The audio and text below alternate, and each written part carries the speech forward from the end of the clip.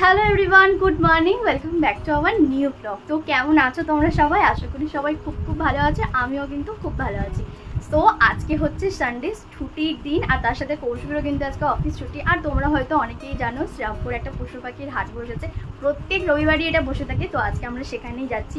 আর কোথায় বসে না বসে, কত দাম, কখন বসে, তো সবটাই তোমাদের সাথে আজকে এই ব্লগে শেয়ার করব। তো পুরো ব্লগটা দেখতে থাকো।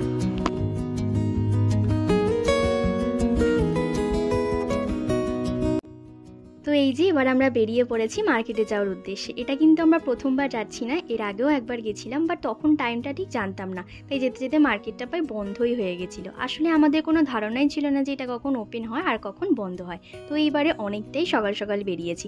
আর আজকে এত প্রচণ্ড গরম, রোদের তাপ, জানি না কি হবে। যাই হোক, চলো গিয়েই দেখি কি হয় না হয়। আর জানো তো, সকাল থেকেই আমি এখানে আসা নিয়ে প্রচুর এক্সাইটেড ছিলাম। তো এখানে এসেই দেখি বাইরেও প্রচুর দোকানপাট বসেছে, বিশেষ করে এই সুন্দর সুন্দর গাছপালা দোকানগুলো এত ভালো লাগছিল।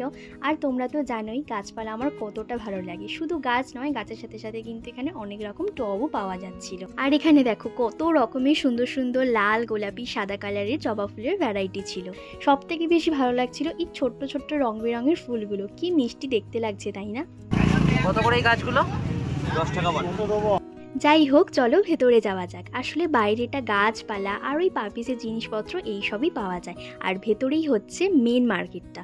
ঢোকার সাথে সাথে এই ছোট ছোট পাখিগুলো তোমরা দেখছো, এগুলোর নাম হচ্ছে বদ্যি পাখি। মানে যতটা দূর এটা আমি জানি আর কি, বাট আর যদি অন্য কিছু নাম থেকে থাকে তোমরা জেনে থাকলে আমাকে জানিও। আর এই টিয়া পাখির মতো যে পাখিগুলো দেখছো, এগুলো হচ্ছে লাভ বার্ডস। আর এখানে দেখো কতগুলো পাখি একসাথে রাখা আছে, কি সুন্দর দেখতে লাগছে, তাই না?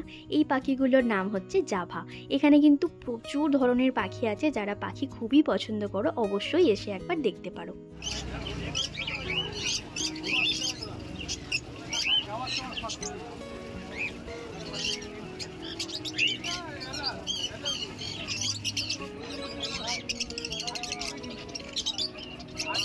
আর এখানে দেখো, এখানে কিন্তু ক্যাটও পাওয়া যাচ্ছিল। আর দেখতেই দেখো কি ভয়ঙ্কর লাগছে, তাই না? সো এইবার আসি আসল জায়গায়, এই কিউট কিউট পাপিসগুলোর কাছে। এত ভালো লাগছিল, দেখো কি সুন্দর, পুরো গুলুমুলু একদম। আমি তো ভাবতেই পারিনি যে এখানে পাপিসেরও এত কালেকশন থাকবে। তাও আমাদের আসতে যেহেতু একটু দেরি হয়ে গেছে, তো অনেক ভালো ভালো পাপিসগুলো কিন্তু বেরিয়ে গেছে। এটা দেখো গোল্ডেন রেট্রিভার ছিল, ফিমেল। এটার প্রাইস ওই 12,000 টাকা মতো ছিল। আর যদি তোমরা মেল নিতে চাও তাহলে ওই 14,000 টাকা মতো পড়বে বলছি। এদিকে দেখো, এখানে একটা ল্যাব আর দুটো অ্যালসেসিয়ান ছিল, আর তার সাথে একটা আমেরিকান বুল ছিল। গোল্ডেন রেট্রিভার আর ল্যাবের কালেকশন কিন্তু অনেক ছিল। এই যে ল্যাবটাকে তোমরা দেখছো, এর দাম বলেছিল ওই 6,000 টাকা মতো। এখানে কিন্তু পাপিজ আর পাখি ছাড়াও মাছেরও প্রচুর কালেকশন আছে, যেগুলো তোমাদের একটু পরেই দেখাচ্ছি। ল্যাবের কিন্তু অনেক রকম কালারও ছিল। আর এই দিন এতটাই গরম ছিল যে সব পাপিসগুলো একটু চুপচাপ ছিল, ওদেরও গরমে খুবই কষ্ট হচ্ছিল। দাদাগুলোকে দেখছিলাম ওদের গায়ে অল্প অল্প স্প্রে করে জলও দিচ্ছিল একটু আরাম পাওয়ার জন্য। তোমরা এখানে আসলে অবশ্যই একটু সকাল সকাল আসবে, তাহলে কি বলতো, একটু ফাঁকাও পাবে আর ভালো ভালো কালেকশনও পেয়ে যাবে। এটা দেখো, এটাও একটা গোল্ডেন রেট্রিভার ছিল। তোমাদের একটা কথা বলি, এখানে দাদাগুলোর ব্যবহার কিন্তু খুবই ভালো ছিল। মানে সবাই এখানে যারা যারা ছিল এতটা সুন্দরভাবে সবটা বুঝিয়ে দিচ্ছে যে পাপিসদের ভ্যাকসিনেশন হয়েছে কিনা, বয়স কত, কি খাবে না খাবে, আর সব থেকে আসল জিনিস হচ্ছে প্রাইস। এখানকার প্রাইস কিন্তু আমার একদমই কম লেগেছে, মানে ঠিকঠাক আর কি।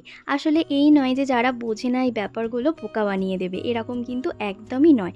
ওভার প্রাইস যে ব্যাপারটা একদমই ছিল না, বরং তোমরা যদি নাও ওরা আরও কিছুটা কম করে ডিসকাউন্ট করে। আর এই যে এখানে দেখো, এগুলো পাক ছিল 3 রকম কালারের। মেল ছিল 12,000 আর ফিমেল 10,000।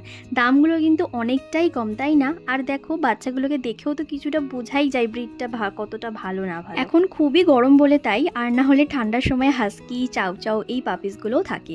এগুলো দেখো জার্মান স্পিচ ছিল, ওই 5 থেকে 6,000 টাকা মতো দাম ছিল। এখানে কিন্তু পাপিসদের সমস্ত রকম ফুড অ্যাভেলেবেল ছিল, এছাড়াও বেল্ট আরও যা যা লাগে আর কি, সেগুলো সবই পাওয়া যাচ্ছে। চলো এবার চলে যাই মাছের কালেকশন দেখতে। তোমরা কারা কারা আমাদের দুজনের মতো বাড়িতে অ্যাকুয়ারিয়ামে মাছ রাখতে খুবই পছন্দ করো, কমেন্ট করে বলো। এখানে কিন্তু মাছও প্রচুর প্রচুর রকমের পাওয়া যাচ্ছিল, মানে ছোট বড়, দামি কম দামি সব রকম ছিল।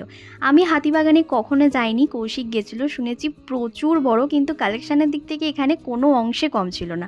মানে বলাই যেতে পারে এটা ছোটখাটো একটা হাতিবাগান। আর এখানে কিন্তু শুধু মাছ না, মাছের সাথে সাথে ওই যে অক্সিজেন গাছগুলো হয় না, মানে যেগুলো আর কি জলের নিচে থাকে, জলজ উদ্ভিদগুলো, সেইগুলোও কিন্তু পাওয়া যাচ্ছিল খুবই রিজনেবল প্রাইসে।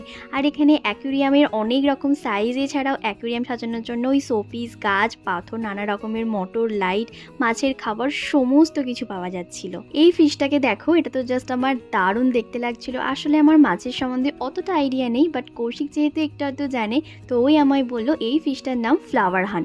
এর দাম ছিল ওই 2000 টাকার মতো। কি দারুণ দেখতে, তাই না? আর এইগুলো আই থিঙ্ক ক্যাটফিশ ছিল। এই মাছগুলোকেও কিন্তু খুবই ভালো লাগছিল, ফাইটার ফিশ।